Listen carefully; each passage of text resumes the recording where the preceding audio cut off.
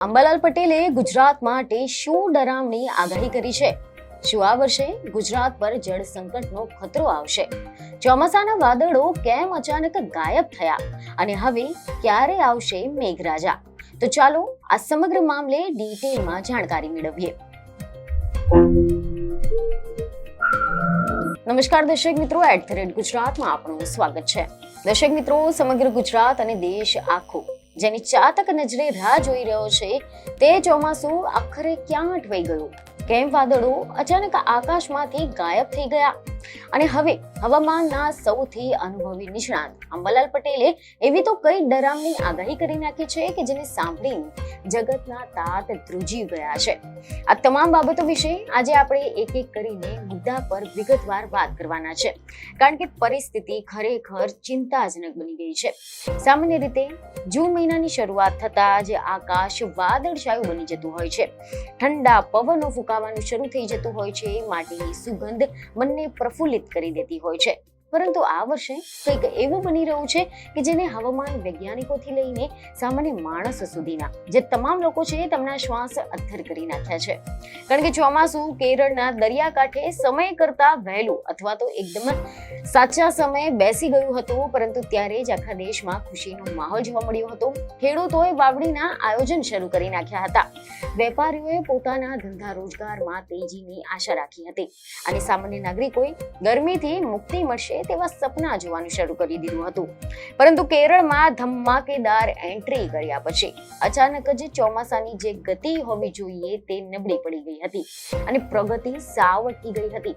આના કારણે માત્ર ગુજરાત જ નહીં પરંતુ દેશના 16 જેટલા મોટા રાજ્યોમાં વરસાદની ભારે ખેંચ ઊભી થઈ અને લોકો ત્રાહિમામ પુકારી ઉઠ્યા છે. સૌથી મોટી અને ચોંકાવનારી બાબત તો એ છે કે જે સેટેલાઇટ તસવીરો દરરોજ સવારે IMD દ્વારા જાહેર કરવામાં આવે છે તે સેટેલાઇટ તસવીરોમાં પણ ભારતની ભૂમિ પર જે ચોમાસાના ઘટાદાર વાદળોનો સમૂહ હોવો જોઈએ તે વાદળો સાવ ગાયબ દેખાઈ રહ્યા છે અને આકાશ એકદમ સાફ અથવા તો માત્ર પાતળા વાદળોથી ઘેરાયેલું જોવા મળી રહ્યું છે, જે કોઈ પણ ચોમાસાની સિઝન માટે ખૂબ જ મોટો ચિંતાનો વિષય કહી શકાય. અને આ ગંભીર પરિસ્થિતિ પાછળ વૈશ્વિક હવામાનની કઈ પરિસ્થિતિ જવાબદાર છે? આકાશમાંથી વાદળો ક્યાં લાપતા થઈ ગયા અને શા માટે દેશમાં સરેરાશ વરસાદની સરખામણીએ અધધ કહી શકાય તેટલી એટલે કે પૂરેપૂરી 64% વરસાદની ઘટ નોંધાઈ ચૂકી છે? તે સમજવું ખૂબ જ જરૂરી છે. તો આ અંગે એવા અહેવાલો સામે આવી રહ્યા છે કે હવામાન વિભાગના સત્તાવાર આંકડાઓ પર જો આપણે નજર કરીએ તો 4 જૂનથી લઈને 15 જૂન સુધીનો જે સમયગાળો છે તેમાં દેશમાં સામાન્ય રીતે 53.7 મિલીમીટર જેટલો વરસાદ નોંધાતો હોય છે, જે એક સરેરાશ માપદંડ છે. પરંતુ આ વર્ષે આ જ સમયગાળા દરમિયાન હકીકતમાં વરસાદ માત્ર ને માત્ર 19.2 મિલીમીટર જ નોંધાયો છે, જે દર્શાવે છે કે આપણે સામાન્ય કરતા બહુ જ પાછળ ચાલી રહ્યા છે. અને જો આ દિવસો આમને આમ કરતા રહેશે તો પછી કૃષિ ક્ષેત્ર પર બહુ મોટી અને માઠી અસર પડશે. આ વરસાદ ખેંચવાના પાછળનું ટેકનિકલ અને વૈજ્ઞાનિક કારણ એવું સામે આવી રહ્યું છે કે પશ્ચિમી જેટ સ્ટ્રીમ ખૂબ જ મજબૂત બની ગઈ છે અને આના કારણે જે પૂર્વીય પવનો ભેજ લઈને ભારતના મેદાની ભાગો તરફ અને પશ્ચિમ કિનારા તરફ આવવા જોઈએ તેનાથી વિપરીત અસર જોવા મળી રહી છે. પવનોની દિશા અને ગતિમાં મોટો ફેરફાર થવાના કારણે ચોમાસું હવે આગળ વધવાના બદલે મહારાષ્ટ્ર, તેલંગાણા, આંધ્રપ્રદેશના કેટલાક ભાગો તેમજ પૂર્વ ભારતમાં બિહાર અને ઝારખંડની સરહદો પાસે આવીને એકદમ સ્તબ્ધ થઈ ગયું છે, એટલે કે ત્યાંથી જ આગળ વધવાનું નામ નથી લઈ રહ્યું.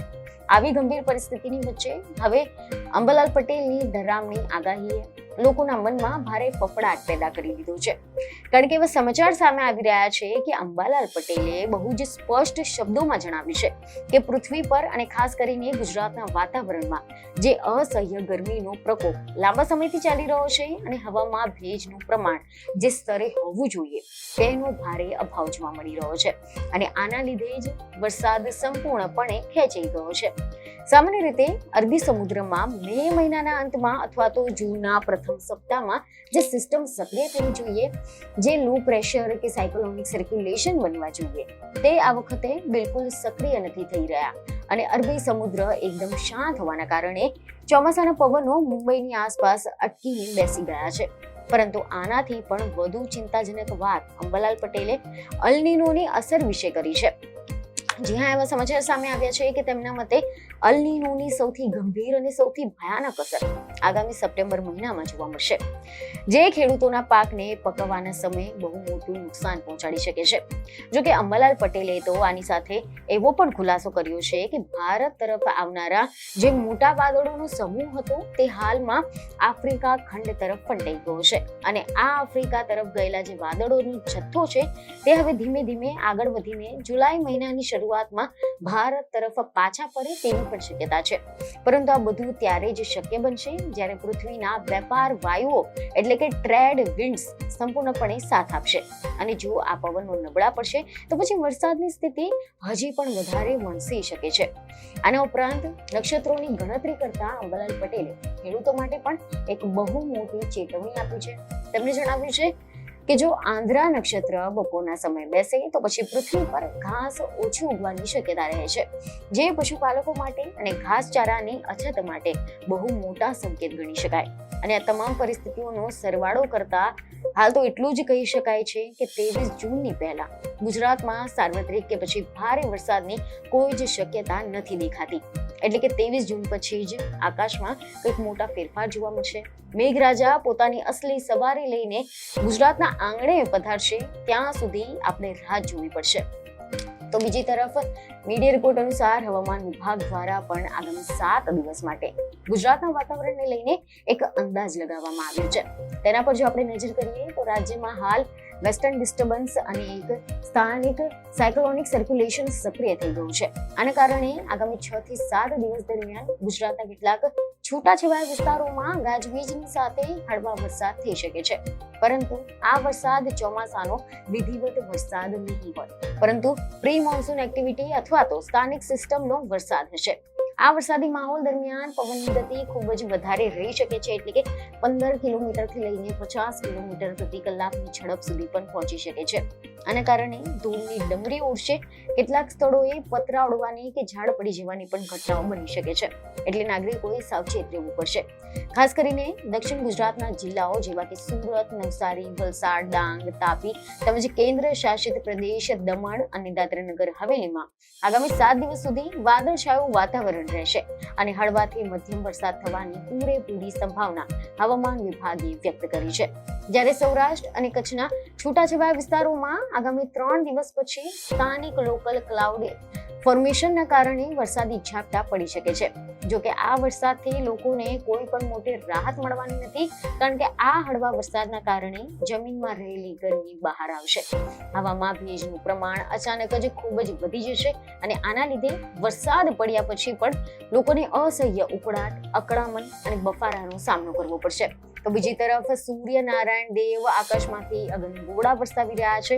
આને કારણે અમદાવાદ તેમજ ભાવનગર જેવા મોટા શહેરોમાં સતત ત્રીજા કે ચોથા દિવસે પણ મહત્તમ તાપમાન 40 ડિગ્રી સેલ્સિયસની આસપાસ નોંધાઈ રહ્યું છે, જે જૂન મહિનાના મધ્યમાં સામાન્ય કરતા ઘણું વધારે કહી શકાય.